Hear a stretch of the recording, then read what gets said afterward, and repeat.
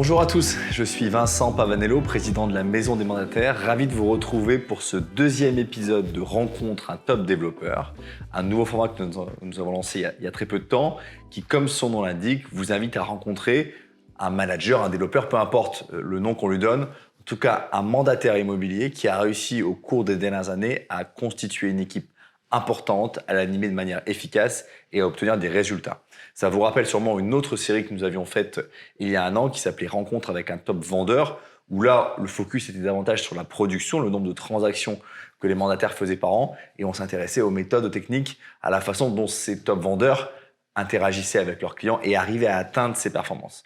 L'objectif est le même, comprendre comment passer de une personne dans son équipe, de 0 personne dans son équipe à plusieurs dizaines, peut-être plusieurs centaines.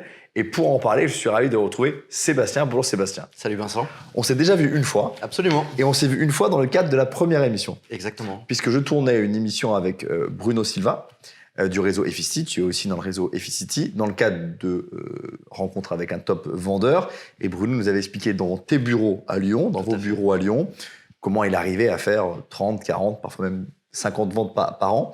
Et on s'était croisés rapidement et j'avais compris que tu étais le parrain de Bruno. C'est ça. Ce que tu viens de me confirmer. Donc, je suis vraiment ravi que Efficity nous ait dit de t'interroger, en tout cas nous ait proposé de t'interviewer dans le cadre de cette nouvelle série. Je te propose quelques questions sur ton parcours, là où tu officies à Lyon, quelques petites questions sur le marché, et puis très vite parler de ce qui est vraiment le cœur de ce nouveau format, de cette nouvelle émission. Comment tu as réussi à créer ton équipe, comment tu l'animes, comment tu obtiens des résultats, ton ambition, peut-être l'international, enfin tous les sujets qu'on peut aborder ensemble, avec l'idée de se dire, il y a quelqu'un qui nous regarde derrière l'écran, qui est peut-être pas encore mandataire, et donc pour qui il faut bien expliquer qu'on peut être producteur et développeur, que les deux vont de pair et qu'on peut vraiment avoir cette double activité. Et puis pour les gens qui sont déjà mandataires chez Efficity ou dans d'autres réseaux, qui veulent monter leur équipe, c'est parfois plus facile à dire qu'à faire. Et donc on a voulu inviter un faiseur, et donc c'est à ce titre-là que tu es mon invité. D'abord, en quelques mots, te présenter. Tu as toujours fait de l'immobilier dans ta vie ou avant tu as fait d'autres choses? Pas du tout, j'ai eu une première vie. Donc Sébastien Garret, je te remercie de l'invitation. Avec plaisir. Sébastien Garret, j'ai 42 ans, je vis à Lyon et j'ai signé l'un des premiers contrats d'indépendant chez Efficity au moment justement où ils ouvraient le contrat sous cette formule-là. 2013, ça? De 2012, l'un des premiers contrats d'indépendant qui avait été proposé à l'époque par Efficity lorsqu'ils ont justement voulu opérer la bascule du schéma salarié indépendant sur Lyon. Et avant ça, j'ai travaillé pendant 10 ans dans des boîtes d'environnement où j'étais manager. C'est un petit peu mon ADN et ce qui me plaît d'une manière générale. Tu manageais combien de personnes, pardon? Alors sur la fin, donc à mes 30 ans, j'étais dans une boîte où je manageais plus de 150 personnes. Okay. Et ça te plaisait?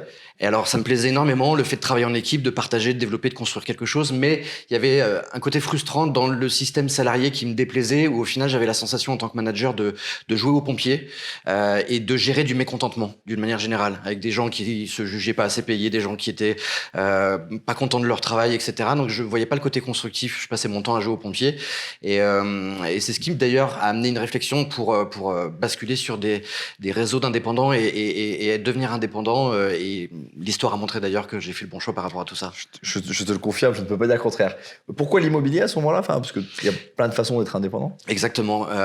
Parce qu'à l'époque, j'avais construit un projet personnel d'achat, rénovation, revente et que ça m'avait mis un petit peu le pied à l'étrier sur l'immobilier. Et c'est d'ailleurs dans ce moment précis que j'ai découvert Efficity, le site qui permettait de faire des estimations en ligne et d'avoir des informations sur le marché. Et ça, j'ai été curieux, j'ai passé un entretien et du coup, ça m'a donné envie de démarrer l'aventure. Donc là, on est en 2012, tu commences à Lyon. Les premières années, parce que j'aime bien toujours revenir un peu, parce que quand on parle de top producteurs ou des gens qui ont très bien réussi comme toi, on a l'impression que du jour au lendemain, sont devenus des stars. C'est le cas de Bruno, j'avais posé la même question à Bruno. Les premiers mois, les premières années, ça rend tout de suite les mandats, c'est plus compliqué. T'estimes qu'il t'a fallu combien de temps pour être à ton rythme de croisière? Alors, je pense que j'ai démarré relativement rapidement, mais avec des objectifs qui étaient relativement moindres par rapport à Bruno. Bruno, très rapidement, il a dit qu'il voulait faire 3-4 ventes par mois. C'était pas mon objectif. Moi, je voulais vraiment retrouver un équilibre vie pro, vie perso que j'avais un petit peu perdu. Mais l'outil d'estimation, comme je disais, ça a été une arme formidable pour démarrer, pour générer des contacts, des mandats. Et j'ai jamais été un gros producteur et c'est pas ma stratégie. J'insiste parce que je me sens pas un profil commercial, plutôt manager. Et c'est du coup ce que permet un réseau comme Efficity, justement, c'est de pouvoir mettre le poids du corps soit sur sa production personnelle, soit sur le développement d'équipe. Et je pense que j'ai passé peut-être 1 an à intégrer le métier, à comprendre sa mécanique, ses rouages, pour devenir un petit peu crédible, évidemment, avant de commencer à développer. Et au bout d'1 an, j'ai commencé à développer. Bah, c'est très clair et c'est, à mon avis, un bon principe de toute façon, de manière générale. Juste peut-être pourquoi Efficity plutôt qu'un autre? Tu connaissais l'estimateur? Je connaissais l'estimateur, effectivement, et j'avais eu un bon contact avec mes interlocuteurs, qui sont toujours les mêmes d'ailleurs, Christophe et Malek, les fondateurs. Et je trouvais que... Ils sont nos voisins d'ailleurs, tu sais. Exactement. Tout proche et que vous avez reçu il y a pas longtemps d'ailleurs. Et que je trouvais que humainement, on avait les mêmes valeurs, la même philosophie. Ils m'ont très rapidement mis à l'aise et donné les clés, en tout cas une forme de liberté à laquelle j'aspirais aussi, en disant développe Lyon, installe-toi et si ça marche, tu prendras les rênes et puis vous allez pouvoir développer aussi selon votre stratégie. En tout cas, j'ai trouvé qu'il y avait une forme de liberté dont j'avais besoin à l'époque. Et donc l'outil d'estimation pour se démarquer un petit peu des autres et pour se faire connaître aussi. Et par la suite, des valeurs humaines et puis un potentiel de développement qui était à l'époque très important. Donc, Et toi, tu n'as pas eu de parrain, donc? Non, j'ai pas eu de parrain, effectivement. Donc tu as des filleuls, on va en parler large. Absolument. Mais tu n'as pas eu de parrain. Oui. Ok. Donc ta formation, ça a été les outils du siège. Sur le tard. Exactement. Donc je me souviens qu'à l'époque, forcément, on fait beaucoup d'erreurs, on apprend. Et puis à force de volonté. Et puis surtout, j'ai eu la chance d'avoir des très bons agents IMO qui nous ont rejoints, qui ont apporté de leur méthode. Notamment Bruno, qui m'a rejoint au bout d'1 an et demi et qui a apporté beaucoup de méthodes et une approche commerciale que j'avais pas. En l'occurrence, je vais reconnaître humblement que moi, j'ai pas ce profil commercial comme peut l'avoir Bruno et d'autres. Et rapidement, on est monté en compétences et puis on a commencé à se développer, à transmettre et à asseoir une notoriété sur la région lyonnaise en tout cas. Merci pour cette introduction, un peu la fiche d'identité de ce que tu as fait et pourquoi l'immobilier, pourquoi Efficity, c'est très clair. Passons au vif du sujet, rentrons dans le vif du sujet. Donc, tu étais un manager déjà avant, donc dès le départ, tu t'es dit chez Efficity, je vais pouvoir recruter et animer. Tu as commencé donc, au bout d'1 an, donc c'est-à-dire qu'en 2013, tu as commencé à réfléchir à comment constituer une équipe. Ça s'est fait comment progressivement, enfin les premiers mois de la constitution de l'équipe? Si je suis totalement transparent, je te dirais que... Il faut l'être. Je te dirais que j'ai signé chez Efficity avec une philosophie et en tout cas une vision de me dire je ne veux plus manager. J'avais saturé un petit peu du modèle précédent, ça m'avait usé et je m'étais dit je veux travailler seul, je veux plus de patron, je veux gérer mon business, etc. Et en fait, c'est 1 an après, réalisant que le métier me plaisait, que la boîte me plaisait, qu'il y avait un gros potentiel de développement et que ce modèle, encore une fois, d'indépendance et de marketing de réseau, c'était prendre tous les avantages du management en laissant un peu les inconvénients. Je me suis dit pourquoi pas. Et c'est seulement effectivement au bout d'1 an que j'ai eu envie de recruter. Et ça a commencé majoritairement, comme souvent d'ailleurs, par le réseau. On n'était pas professionnels sur le recrutement. C'était le bouche à oreille. C'était des gens de mon entourage, ma famille, mes amis qui voyaient que je m'épanouissais, que je retrouvais une forme de liberté dans mon quotidien et qui ont commencé à être curieux en me disant raconte, c'est quoi exactement ce que tu fais Voilà. Donc ça avait un côté un petit peu amateur. Et à l'époque, on était aussi une petite start-up. On se trompait tous. On tâtait le terrain, on essayait des choses. Et puis au fil des années, on s'est professionnalisé. Et on a grandi, on est monté en compétences. Ouais. Donc, tu m'arrêtes si je me trompe, mais en fait, au début, tu t'es dit je veux plus manager, puis au moment, tu t'es dit en fait, non, je veux plus manager des salariés, c'est ça. Mais manager des indépendants, des chefs d'entreprise, ça me parle, et c'est un peu comme ça que ça a commencé. Alors, quand tu dis, je trouve que c'est un très bon exemple quand tu dis les gens m'ont vu, ils ont vu comment j'étais, et ils ont été curieux, et donc tout de suite, j'ai été inconsciemment, en tout cas à l'insu de mon plein gré, comme dirait l'autre, dans une position de commencer à attirer, à recruter. Alors, il y a ce que tu dégageais, j'imagine, tu étais plutôt heureux, plutôt libre. C'est ça. Est-ce qu'il y a aussi d'autres signes extérieurs de réussite que tu as mis en avant? Est-ce que sur les réseaux sociaux, tu mettais en avant ce que tu faisais? Ouais. Alors, à l'époque, c'était un peu moins puissant qu'aujourd'hui, mais voilà, comment tu attirais ces gens-là qui venaient un peu sans que tu les aies sollicités? J'insiste sur cette notion d'épanouissement qui, pour moi, est le premier vecteur de recrutement parce que des gens sont souvent en place, en poste et que ils ont besoin d'avoir un petit peu confiance dans ce qu'ils perçoivent pour pouvoir prendre la décision de tout plaquer, comme ça avait été mon cas, où on sacrifie une voiture de fonction, un salaire qui tombe tous les mois, etc. Et que, en fait, moi, j'ai vraiment véhiculé et c'était pas du tout surjoué parce que vraiment, je changeais de vie et que j'avais vraiment trouvé un épanouissement personnel important. Ça a effectivement été mon premier levier de recrutement. Et ta question, exactement, c'était? Ma question c'était, donc ça les gens le perçoivent, mais est-ce que par ailleurs sur les réseaux ou ailleurs tu affichais le fait que tiens je vais dans une maison, tiens j'ai fait tel voyage, enfin et sans tu vois parce que tu as ce truc très français de se dire surtout si je réussis je veux que personne ne sache, ça va créer des envieux et je me dis pour recruter, pour créer des vocations, il faut quand même que les gens sachent un peu que ça marche. Exactement. Et effectivement le fait j'ai effectivement rapidement mis en place une communication sur les réseaux qui était à la fois mon ancien profil personnel où je montrais que j'étais en l'occurrence pas mal en voyage, j'adore voyager, et j'ai invité aussi tout mon réseau, mon entourage à suivre une page professionnelle dans laquelle je faisais vivre mon activité d'agent IMO et que je partageais un petit peu mon quotidien et qui était du coup pareil comme je disais basé essentiellement sur l'épanouissement, le plaisir d'accompagner des gens, de faire aboutir des projets, etc. Et c'est tout le package effectivement. Tu as raison de préciser que le succès est un peu tabou en France.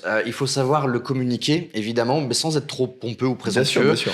Mais évidemment, le fait de montrer aux gens de mon entourage que ça marchait, que l'aventure démarrait, etc., ça assoit une crédibilité quand même, malgré tout. Ce qu'on disait souvent, on parlait avec mon frère, ou en off, mais c'est effectivement les gens qui affichent que des échecs, qui sont pas enthousiastes, qui font pas rêver, etc. C'est assez rare qu'intuitivement d'autres gens aillent les voir pour leur dire j'aimerais être comme toi. Enfin, tu vois, je trouve qu'il y a un côté un peu bizarre. Et à l'inverse, si on respire plutôt le dynamique, l'entrepreneuriat, la conquête, etc., ça doit attirer. Et on peut le faire sans être dans le je suis le plus grand, le plus fort, le plus beau. Exactement. Du matin au soir, même si parfois c'est ce qu'on voit sur les réseaux sociaux. La première personne qui t'a rejoint, tu t'en rappelles? Ouais, Blandine Julia, qui est sur Lyon 2, qui était une amie et qui est toujours d'ailleurs restée évidemment une amie. Hein. La collaboration professionnelle n'a pas éclipsé l'amitié. Elle travaillait chez Nespresso et elle venait de se faire avoir sur un challenge interne dans lequel elle devait avoir un voyage et partir à New York et ça lui est passé sous le nez. Elle était très agacée. Et c'est là la première qui m'a dit raconte un petit peu ce que tu fais et elle est venue un petit peu comme moi, elle a été méfiante d'ailleurs. Les 3 premiers mois, elle observait, elle a beaucoup comparé, étudié. Et puis tout est parti par la suite après. Elle est toujours chez Efficity? Absolument. Et elle réussit bien? Bien sûr. Je crois que j'en ai entendu parler. Ouais, sur la place lyonnaise. En bien. Sur la place lyonnaise, exactement. Un de tes meilleurs éléments. Donc ça, c'est très clair la première rue. Alors, il y a les gens qui t'appellent, qui te disent, tiens, raconte-moi. Pour autant, ils sont pas forcément a priori convaincus. Ils sont interrogatifs, ils se posent des questions. Comment tu transformes quelqu'un d'interrogatif, de curieux, en quelqu'un de convaincu? Tu le reçois chez toi, tu l'invites à déjeuner, tu lui présentes le réseau évidemment, mais c'est quoi ton truc pour passer là? Moi, j'aurais pu être ce gars-là il y a 10 ans. Allez, tiens, explique-moi, tu fais quoi? J'ai vu les voyages. Pour autant, je suis pas forcément convaincu a priori. On a eu jadis reçu les candidats potentiels dans nos appartements, dans des bars, des auberges, etc. On s'est évidemment professionnalisé, on a pris des bureaux que tu connais désormais. Et aujourd'hui, j'ai tendance à inviter au bureau pour faire connaissance. Et puis, c'est vraiment un dialogue. Je vais pas, comme avec mes clients vendeurs d'ailleurs, je vais pas déblatérer mon discours. J'ai besoin d'entendre quels sont les besoins premiers de mon interlocuteur. Est-ce que c'est la recherche de la liberté, d'un équilibre, d'un épanouissement, d'une rémunération, d'une forme de sécurité aussi? Et je vais prendre du temps aussi pour lui expliquer ce que nous proposons, les éléments différenciants aussi d'Efficity, ce qu'on a mis en place dans notre région, l'ADN un petit peu de notre lignée, de notre réseau, et puis essayer d'identifier lui son besoin premier pour essayer de voir si ça peut correspondre ou pas. Donc tu présentes le réseau, tu essaies de tirer la conviction. Alors, qui sont peut-être un peu difficiles, mais tu passes beaucoup de temps à faire ce travail de conviction, en tout cas au début. C'est-à-dire que tu vas prendre 2 heures à quelqu'un pour le présenter ou tu as quand même une gestion un peu efficace de dire attends, je peux pas me disperser et je peux pas essayer de convaincre 50 personnes en même temps. Déjà, je vais te préciser que nous avons construit une certaine forme de sélection naturelle, intuitive, instinctive, qui fait que on va essayer de se concentrer sur les profils qui répondent un petit peu aux critères. C'est pas, de mon point de vue, tout le monde qui peut être agent IMO. Il y a une notion de savoir-être. On recherche un profil entrepreneurial aussi. Et donc, il y a aussi, moi, une forme de test pour savoir si la personne va correspondre à notre équipe. Et c'est ce qui a fait d'ailleurs dans l'histoire la consolidation de notre lignée, c'est que on a des gens qui nous ressemblent et ça nous a permis d'être d'ailleurs le premier réseau maintenant au niveau du département du 69 du Rhône. Ouais. On a pris 5% de part de marché, on est loin devant mes homologues français. Donc il y a déjà aussi une volonté, moi, de savoir si la personne va correspondre et si j'ai envie de travailler avec elle aussi, parce que je vais passer du temps, de l'énergie à la former, à l'accompagner. Et bien sûr que il y a aussi cette interrogation, en tout cas pour essayer de comprendre ses besoins et puis de répondre à... Mais du coup, oui, évidemment qu'il y a des profils quali. Je pense notamment à Cédric Brun, par exemple, que tu connais, aussi, qui est un super profil. On salue d'ailleurs. Qui nous a rejoint il y a pas longtemps, enfin, qui a quelques années maintenant. J'ai l'impression que c'était il y a pas longtemps, tellement le temps passe vite. Qui était venu à mon bureau un petit peu pour sentir l'ADN des managers, etc. Et on avait beaucoup discuté, sympathisé, comme Romain Chollet aussi, avec qui je me souviens, j'avais fait un premier entretien de 2 heures, qui était en agence traditionnelle. Et en fait, c'est des moments importants parce que c'est des moments où on se juge. Où tu comptes pas tes heures, où tu prends le temps. Et c'est important. Et ça va dépendre du profil, etc. Donc ça, c'est clair sur la partie... alors, on ne dit pas recrutement, parce que c'est pas des recrues, c'est pas des salariés, mais en tout cas, comment tu attires ces talents et comment tu essaies de les convaincre. J'aimerais qu'on parle un peu formation, et puis ensuite, on finira par l'animation. Et puis, évidemment, pour finir, tu nous diras quelques mots sur ton organisation, où t'en es, tes ambitions, parce que c'est aussi très important de rendre très concret. Bien sûr, tout ce qu'on dit là, il peut paraître parfois un peu... théoriquement, il faudrait faire ci, il faudrait faire ça. Toi, concrètement, aussi, tes chiffres, ce sera évidemment très, très intéressant. Sur la formation, j'ai peut-être 2 questions. Comment tu formais les premières personnes qui t'ont rejoint au tout début? Est-ce que tu allais avec eux au R1, au premier rendez-vous? Est-ce que tu les amenais avec toi? Et puis maintenant, comment tu le fais maintenant que ton organisation est plus grande?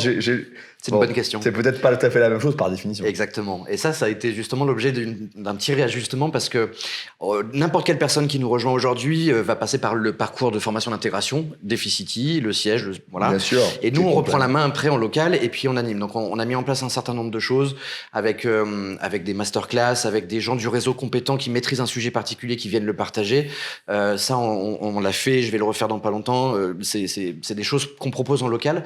Et effectivement, sur la partie accompagnement de nos nouveaux et mes filleuls que je recrute en direct, j'ai eu jadis accompagné en R1 mes recrues lorsqu'elles prenaient leur premier rendez-vous vendeur, etc. Mais je me suis rendu compte à l'usage que c'était pas forcément leur rendre service parce que forcément il y a une forme de gêne déjà, il y a un manque de légitimité lors du rendez-vous et qui fait qu'en fait le vendeur, l'interlocuteur, il sent bien qu'il a quelqu'un d'expérimenté et quelqu'un d'un peu junior. Par définition. Voilà. Et en fait le regard va se tourner vers celui expérimenté qui va reprendre un peu la main naturellement pour faire en sorte que ça se passe bien. Et en fait, c'est peut-être aussi mon tort, c'est que j'ai du mal à rester extérieur et complètement neutre lors du rendez-vous.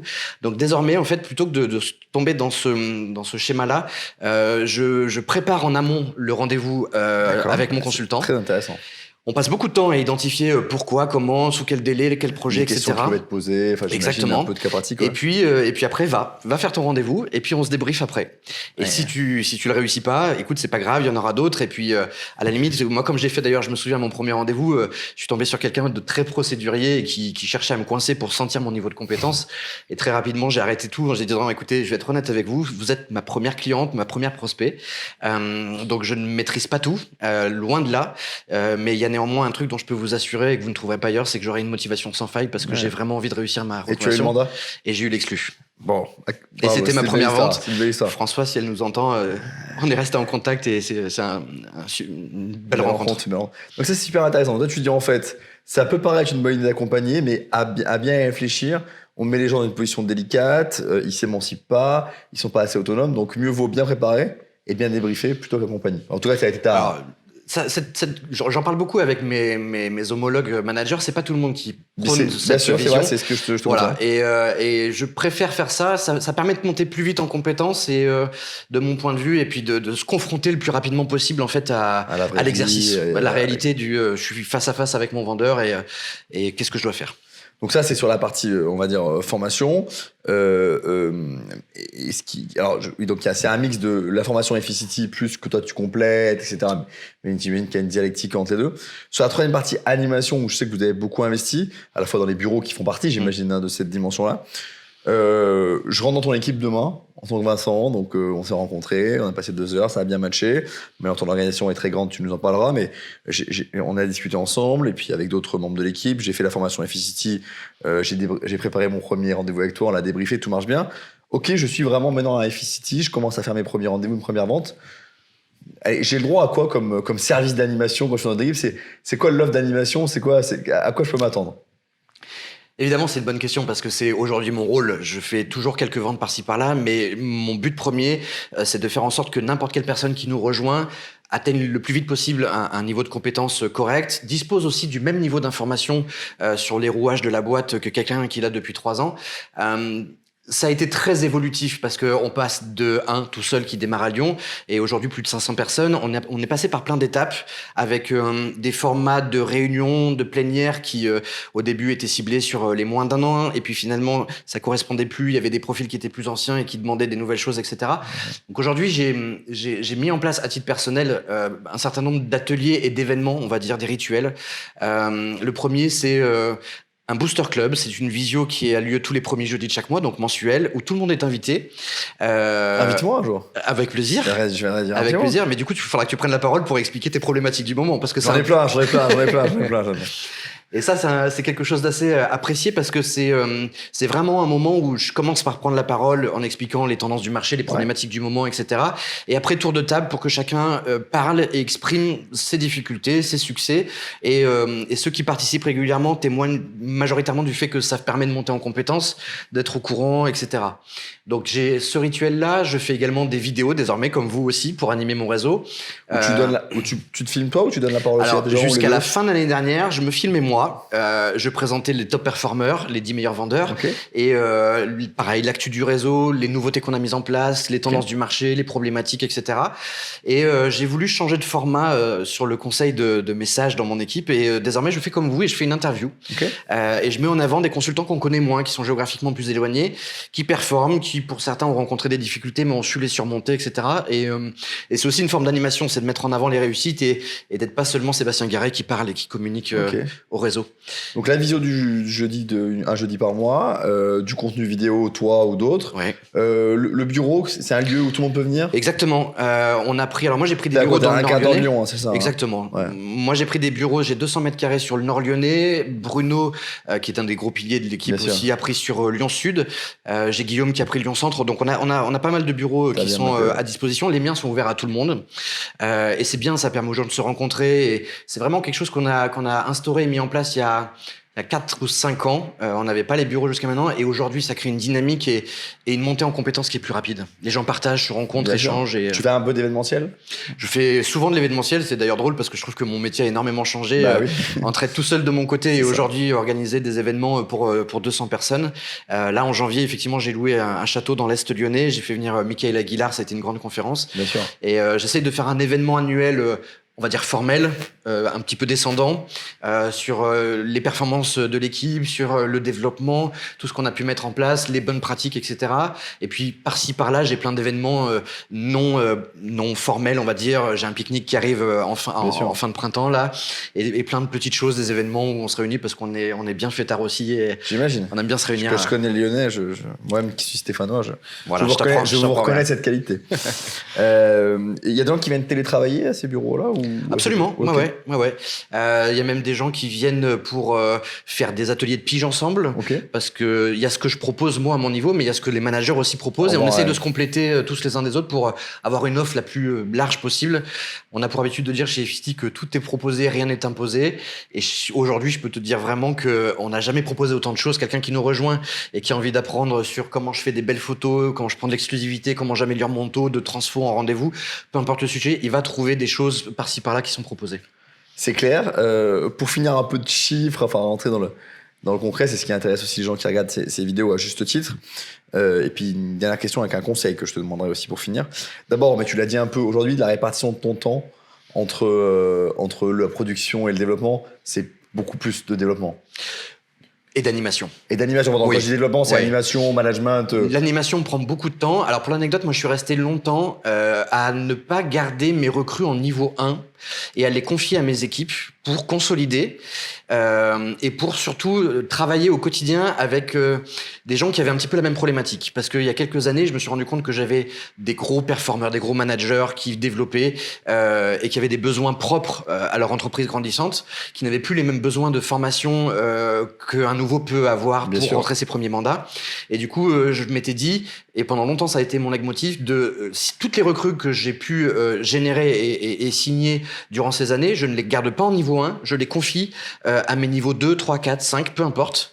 Et chez Efficity, on a un outil d'ailleurs qui est formidable, qu'on appelle le 50-50, qui permet de recruter quelqu'un, de le confier soit à une lignée à côté, parce que géographiquement c'est plus intéressant, soit en niveau 5 ou 6 sur lesquels je ne serais pas rémunéré, et de quand même percevoir une partie du MLM généré.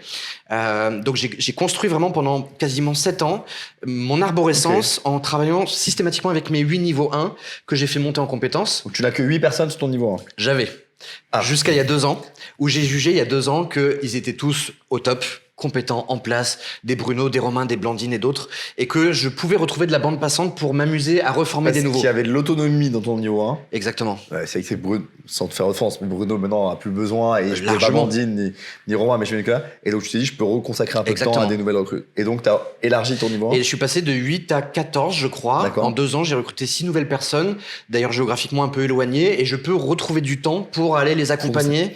Et pas me disperser entre un manager qui veut prendre des parts de marché en développant la marque Efficity sur un réseau de transport en commun ou sur un partenariat sportif qui va demander du temps, de l'énergie, de l'investissement, et un jeune à côté qui a besoin de savoir comment on signe son premier mandat. Bien sûr.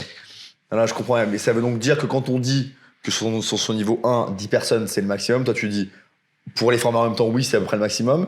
Maintenant, quand il y a une bonne moitié qui est déjà formée ou un peu plus, on peut ouvrir. Mais en fait, on dit la même chose et on arrive à la même conclusion. Non, mais ça, c'est très clair. Du coup, cette organisation aujourd'hui, cette arborescence que tu construis pas à pas, c'est combien de personnes? Donc, 8 niveaux. Alors, 8 niveaux 1 anciens, formés, gros managers implantés. 6 personnes que j'ai recrutées dans les 2 années qui commencent à développer. Bien sûr. Et le package avec tous les niveaux confondus, ça fait aujourd'hui plus de 500 consultants. Ok. C'est la plus grosse équipe d'Efficity? L'une des plus grosses. On est 3 à se tirer un petit peu la bourre au niveau national. En tout cas, on est dans ce qui est le plus gros chez Efficity. Et même si on prend l'ensemble des réseaux de mandataires, c'est quand même dans les plus grosses équipes. Si on parle un tout petit peu chiffres, alors, tu dis évidemment ce que tu as envie de dire, mais en termes de rémunération pour toi, parce que à tout cet effort-là, il faut bien qu'il t'apporte aussi quelque chose. Enfin, je veux dire, personne n'était de ses intérêts. Donc à la fois aujourd'hui, puis demain, ton ambition avec cette équipe. Donc à la fois les chiffres aujourd'hui en termes de rémunération, si tu veux bien nous les partager, au moins les ordres de grandeur. Et puis demain, tu te vois une équipe de 1000, l'international. Enfin voilà, sur ton ambition, au-delà des chiffres actuels, je pense que ça peut intéresser les gens qui nous regardent. Avec plaisir. Et j'ai pas de tabou sur les chiffres, donc je peux te les révéler.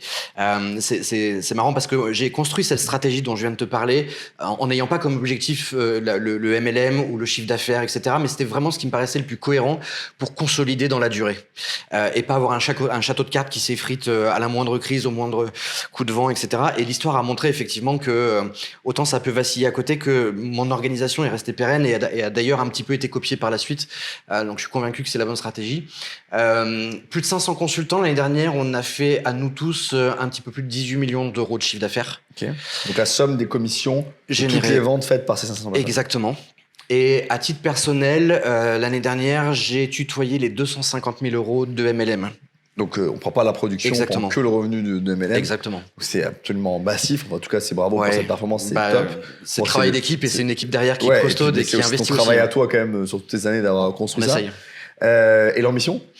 Et l'ambition, alors je suis très satisfait déjà de voir aujourd'hui que malgré la tempête du moment et les difficultés qu'on ressent tous évidemment, on soit tous focus sur comment on rebondit, comment on gère cette petite période, etc. Donc je suis content de voir que les chiffres globalement restent à peu près constants, quand bien même Lyon enregistre l'une des baisses les plus significatives. Fort, bien sûr, Donc ça se ressent, mais tous les managers de l'équipe et tous les consultants sont globalement prêts dans les starting blocks et en place mentalement pour rebondir. L'ambition, en fait, ce qui est fabuleux, c'est qu'il n'y a pas de limite et que j'ai trouvé une organisation qui me permet de reconstruire des nouvelles lignées, bien sûr, sans pénaliser les anciennes. Donc les 6 nouveaux de exactement, bien sûr. Et qu'il n'y a pas de plafond. Alors moi, mon ambition, j'ai envie de raisonner international maintenant. Ouais. Donc vous êtes au Portugal déjà, Efficity, donc c'est un champ de... Voilà. Alors, Bruno, par ses origines, en plus, j'imagine, est déjà présent. Il l'a dit dans la vidéo, il n'y a pas de secret là-dessus. Il y a d'autres pays qui t'intéressent? Alors moi, j'aime beaucoup voyager. Et du coup, comme je disais tout à l'heure, j'ai eu l'occasion d'aller déjà, ne serait-ce que dans les Antilles et dans les Dom-Tom. J'ai recruté en Martinique, à La Réunion, etc. Et je pense qu'on va ouvrir d'autres pays prochainement. Alors, je voudrais pas spoiler. Non, mais on va pas. Christophe nous dira ça. Mais bientôt. J'attends effectivement que nos dirigeants nous donnent le feu vert et qu'on puisse aller tutoyer des langues étrangères. Donc l'international est bien au programme. Dernière question, un conseil Pour le mandataire qui nous regarde, qui vient d'arriver chez Efficity ou dans un autre réseau où on peut constituer son équipe, mais chez Efficity, c'est un réseau très bien pour créer son équipe. Absolument. Si tu avais un conseil à donner pour créer son équipe, ce serait lequel? C'est pas la question la plus simple.